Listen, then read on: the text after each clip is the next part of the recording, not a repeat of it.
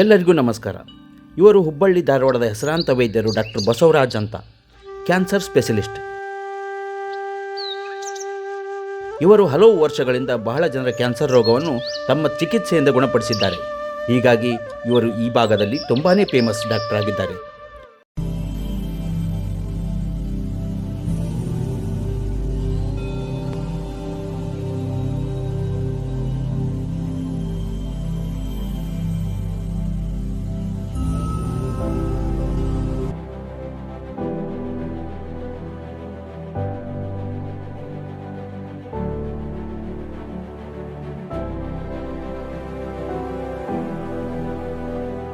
ಹಾಂ ತಡ್ರಿ.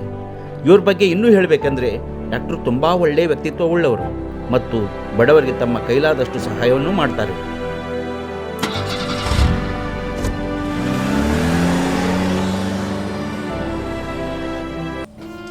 ಸರಿ ಇನ್ನು ಜೋರಿ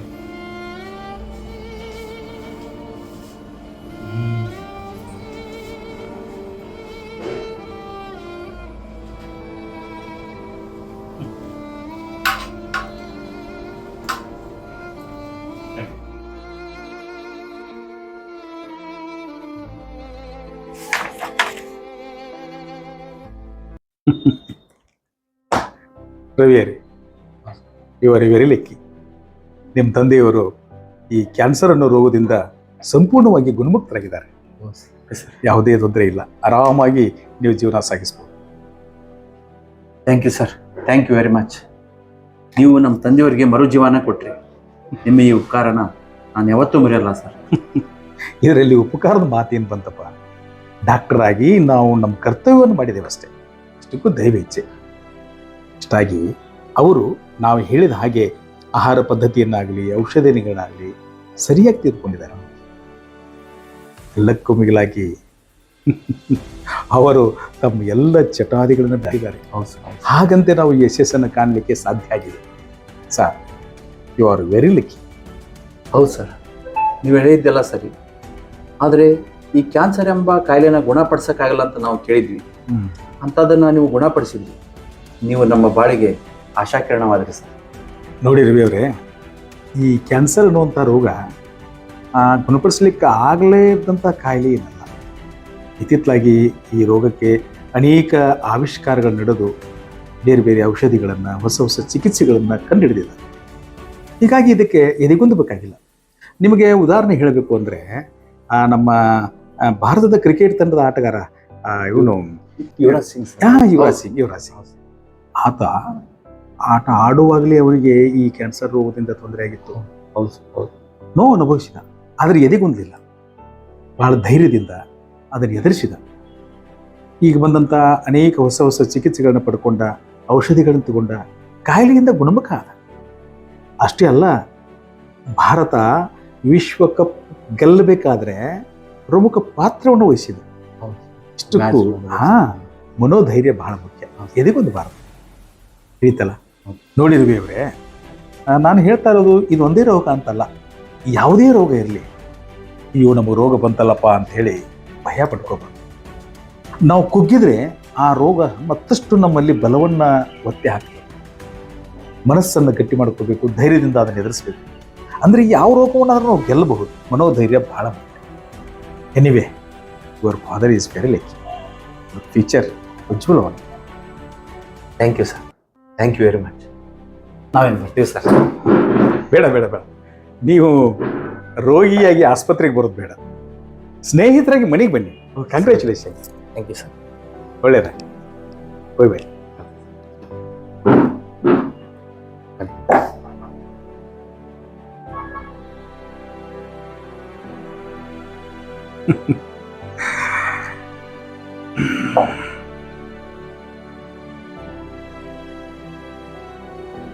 ಬೆಂಗಳೂರಿನ ಪ್ರತಿಷ್ಠಿತ ಕಂಪನಿಯೊಂದು ಅವರ ಸಮಾರಂಭದಲ್ಲಿ ಡಾಕ್ಟರ್ ಬಸವರಾಜ್ ಅವರಿಗೆ ಲೈಫ್ ಟೈಮ್ ಅಚೀವ್ಮೆಂಟ್ ಪ್ರಶಸ್ತಿಯನ್ನು ಘೋಷಣೆ ಮಾಡುತ್ತೆ. ಆದರೆ ಡಾಕ್ಟರ್ ಪ್ರಶಸ್ತಿಗೆಲ್ಲ ಆಸೆ ಪಟ್ಟವರಲ್ಲ. ಒಲ್ಲದ ಮನಸ್ಸಿನಿಂದಲೇ ಈ ಒಂದು ಪ್ರಶಸ್ತಿಯನ್ನು ತೆಗೆದುಕೊಳ್ಳೋದಕ್ಕೆ ಬೆಂಗಳೂರಿಗೆ ಹೊರಡ್ತಾ ಇದ್ದಾರೆ.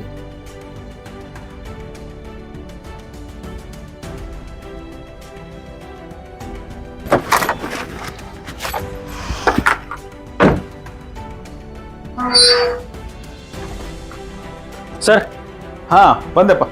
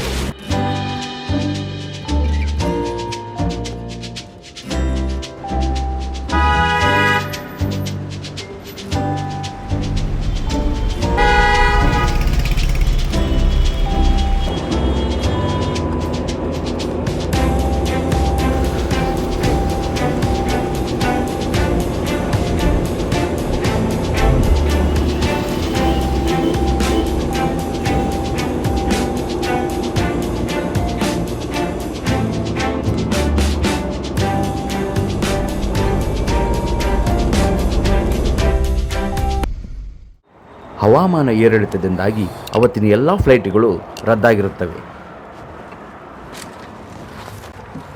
ಯಾಕೆ ಸರ್?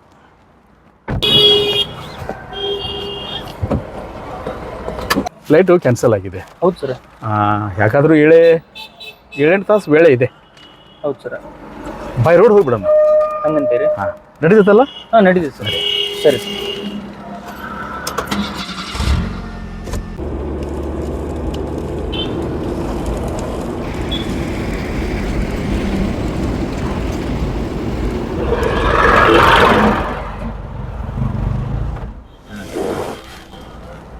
ಸರ್ ಟ್ರಾಫಿಕ್ ಭಾಳ ಐತ್ರಿ, ಮುಂದೆ ಗಾಡಿ ಭಾಳ ದೂರ ನಿಂತಾವ. ಹೌದಪ್ಪ ಹೌದು. ಜಲ್ದಿ ಕ್ಲಿಯರ್ ಹಂಗೆ ಕಾಣಲ್ಲ ಸರ್. ಟೈಮ್ ಒಂದು ಆಗ್ತಾ ಇದೆ. ಏನು ಮಾಡ್ತೀವಿ ಇವಾಗ?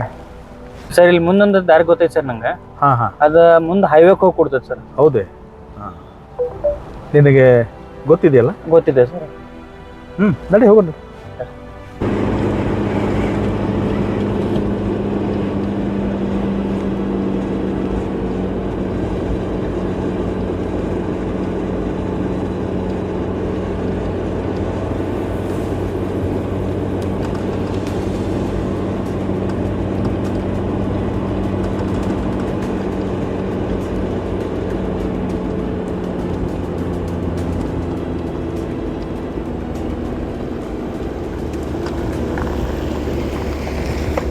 ಸರ್ ರೋಡ್ ತಪ್ಪೇನು ಅನ್ಸತ್ತೆ ಸರ್ ನಂಗೆ. ಹೌದಾ? ಎಷ್ಟು ದೂರ ಹೋದ್ರೂ ಹೈವೇನ ಬರಾಕತ್ತಿಲ್ಲ. ಏನು ಮಾಡೋದು ಸರ್? ಅಲ್ಲೋಡು, ಅಲ್ಲೊಂದು ಗುಡಿಸಲು ಕಾಣ್ತದಲ್ಲ? ಹಾಂ ರೀ, ಅಲ್ಲಿ ಐತ್ರಿ. ಅಲ್ಲಿಗೆ ಹೋಗು ನಡಿ. ಅಲ್ಲಿ ಕೇಳೋಣ, ಯಾರನ್ನಾದ್ರೂ ಕೇಳೋಣ. ಸರಿ ಸರ್, ಆಯ್ತು.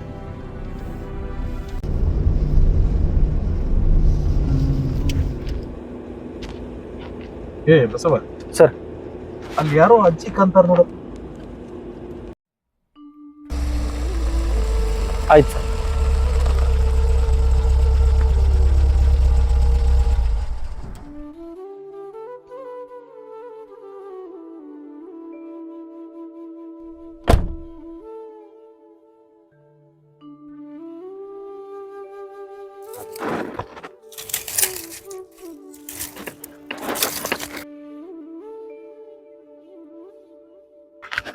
ಅಮ್ಮ ನಮಸ್ಕಾರ ರೀ. ನಾವು ದಾರಿ ತಪ್ಪಿವ್ರಿ ಅಮ್ಮಾರ. ಮುಂದೆ ಪಿ ಬಿ ರೋಡಿಗೆ ಹೆಂಗೆ ಹೋಗ್ಬೇಕ್ರಿ? ಇಪ್ಪ ಬಿಸ್ಲಾಗ ದಣ್ಕೊಂಡು ಬಂದಿರ್ ಕಾಣುತ್ತ. ಕುಂತು ಸ್ವಲ್ಪ ನೀರು ಕುಡಿ ನಡ್ರಿ, ಆಮೇಲೆ ದಾರಿ ಹೇಳ್ತೀನಂತ. ನಿಮ್ ಕೂಡ ಸಾಹೇಬ್ರು ಬಂದಾರ ಕಾಣುತ್ತ, ಅವ್ರನ್ನೂ ಕರ್ಕೊಂಡು ಬರ್ರಿ. ಆಯ್ತು ರೀ ಬರ್ರಿಪ್ಪ. ಸರ್, ಅವ್ರ ಅಮ್ಮಾರ ಕರೆಯಾಕತ್ತಾರಿ, ನೀರು ಕುಡಿದು ಹೋಗ್ರಿ ನಮ್ಮ ಸರ್. ಹೌದಾ? ಹೇಳಿ ಆಗಿದೆ. ಒಂದು 2 ನಿಮಿಷ ಬರ್ರಿ, ನೀರು ಕುಡಿ. ಆಯ್ತು, ಮಾಡ್ತೀನಿ ನಂತರ ಮಾಡ್ತೀನಿ. ಎದುರು ಹೊರಟೇವಿ. ನಮಸ್ಕಾರಪ್ಪ, ಬರ್ರಿ ಒಳಗ್ ಬರ್ರಿ. ನಮಸ್ಕಾರಮ್ಮ. ಬರ್ರಿ.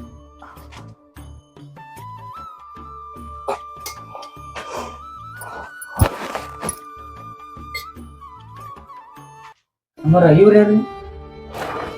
ಇವಪ್ಪ, ಇವ ನನ್ನ ಮೊಮ್ಮಗ. ಅಪ್ಪ ಅವನದೊಂದು ದೊಡ್ಡ ಕತೆ ಐತ್ರಿಪ್ಪ. ಹೌದಾ? ಯಾಕಮ್ಮ ಹುಷಾರಿಲ್ಲ? ಹ್ಞೂನ್ರಿಪ್ಪ. ಯಾರಮ್ಮ ಅವನು? ಇವ ನನ್ನ ಮೊಮ್ಮಗರಿಪ್ಪ. ಇದು ಕೂಸಿದ್ದಾಗ ಇದನ್ನ ನನ್ನ ಕೈಯಾಗ ಕೊಟ್ಟು ಮಗ ಸಸಿ ಆಕ್ಸಿಡೆಂಟ್ ಆಗಿ ಸತ್ತು ಹೋದ್ರಿಪ್ಪ. ಓಹೋ. ಅಂದಿನಿಂದ ಇಂದಿನ ಮಠ ನಾನು ಜೋಪಾನ ಮಾಡಿಲ್ಲ. ಆದ್ರ ಈಗ ನೋಡಿದ್ರ ಇವನು ಹಾಸಿಗೆ ಹಿಡ್ದಾನ. ಇವತ್ತಿಲ್ಲ ನಾಳೆ ಇವನು ನನ್ನ ಕೈ ಬಿಟ್ಟು ಹೋಗ್ತಾನೇನೋ ಅನಿಸ್ತದೆ. ಏನಾಗಿದೆ ಅಮ್ಮನಿಗೆ? ಅದೇನೋ ಕ್ಯಾನ್ಸರ್ ಅಂತ್ರಿ. ಅದು ಅದು ಗುಣ ಆಗ್ಲಾರ್ದ ಕಾಯಿಲೆ ಅಂತ ಹೇಳ್ತಾರೆ. ತೋರಿಸಿದ್ದೀರಾ? ತೋರ್ಸಿವ್ರಿಪ್ಪ. ಆದ್ರ ಎಲ್ಲಿ ಹೋದಲ್ಲೆಲ್ಲ ಹುಬ್ಬಳ್ಳಿಯಾಗ ಯಾರೋ ಬಸವರಾಜ್ ಡಾಕ್ಟರ್ ಅಂತ ಅದಾರಂತ್ರಿ. ಅವ್ರ ಕಡೆ ಹೋಗಿ ತೋರಿಸ್ರಿ, ಏನಾರ ಮಾಡಿ ಅವ್ರು ಉಳಿಸ್ಬೋದು ಅಂತಾರ್ರಿ. ನಾನು ಅವ್ರನ್ನ ನೋಡಾಕ ಹುಬ್ಬಳ್ಳಿಗೆ ಹೋಗಿದ್ದೆ. ಅವ್ರು ನನ್ಗೆ ಸಿಗ್ಲಿಲ್ರಿಪ್ಪ. ಈಗ ನನಗೂ ವಯಸ್ಸಾದ್ರಿ. ಇವನು ಕರ್ಕೊಂಡು ಅಡ್ಡಾಡಕ್ ಆಗೋಲ್ರಿ. ಎಲ್ಲಾ ಭಾರನು ಆ ಶ್ರೀಕೃಷ್ಣ ಪರಮಾತ್ಮನ ಮೇಲೆ ಬಿಟ್ಟಿನ್ರಿಪ್ಪ. ಯಾಕಂದ್ರ ನಾವು ದೇವ್ರನ್ನ ನಂಬಿದ ಜನ ರೀ.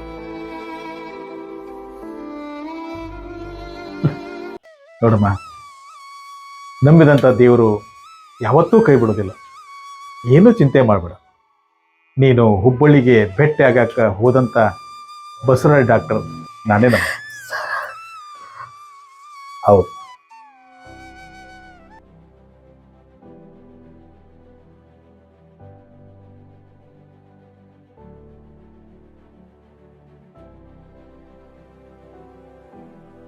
ಬಸವ, ಈಗಲೇ ಇವನಿಗೆ ಟ್ರೀಟ್ಮೆಂಟ್ ಪ್ರಾರಂಭ ಮಾಡೋಣ. ಗಾಡಿ ತೆಗಿ, ಹುಬ್ಬಳ್ಳಿಗೆ ಹೋಗೋಣ. ನನ್ನ ಜೀವಮಾನದ ಪ್ರಶಸ್ತಿಗಿಂತಲೂ ಈತನ ಜೀವನ ಬಹಳ ಮುಖ್ಯ. ಈಕೆ ನಂಬಿದಂಥ ಆ ಕೃಷ್ಣ ಪರಮಾತ್ಮನೇ ಈ ರೀತಿ ಎಲ್ಲ ಮಾಡಿ ನನ್ನನ್ನು ಕಳಿಸಿರಬಹುದು. ಲೈಫ್ ಟೈಮ್ ಅಚೀವ್ಮೆಂಟ್ ಅವಾರ್ಡು ಮುಖ್ಯ ಅಲ್ಲ, ಈತನ ಲೈಫ್ ಬಹಳ ಮುಖ್ಯ. ನೋಡಿ, ಕಾರ್ನಲ್ಲಿ ಕರ್ಕೊಂಡು ಹುಬ್ಬಳ್ಳಿಗೆ ಹೋಗೋಣ. ಹೀಗೆ ಅಜ್ಜಿಯ ವಿಶ್ವಾಸದಡಿ ಹುಡುಗನ ಟ್ರೀಟ್ಮೆಂಟ್ ಪ್ರಾರಂಭವಾಗುತ್ತದೆ. ಇಂತಹ ಸಂದರ್ಭದಲ್ಲಿ ಒಬ್ಬರಿಗೆ ಸಹಾಯ ಮಾಡುವುದು 100 ಅವಾರ್ಡ್ಗಿಂತ ಶ್ರೇಷ್ಠ. ನಾವು ಎಲ್ಲರೂ ಅಜ್ಜಿಯ ಹಾಗೆ ಭಗವಂತನಲ್ಲಿ ವಿಶ್ವಾಸವಿಟ್ಟು ನಮ್ಮ ಕರ್ತವ್ಯವನ್ನು ಮಾಡೋಣ. ಅದರ ಫಲ ಭಗವಂತನಿಗೆ ಬಿಡೋಣ. ನಮಸ್ಕಾರ.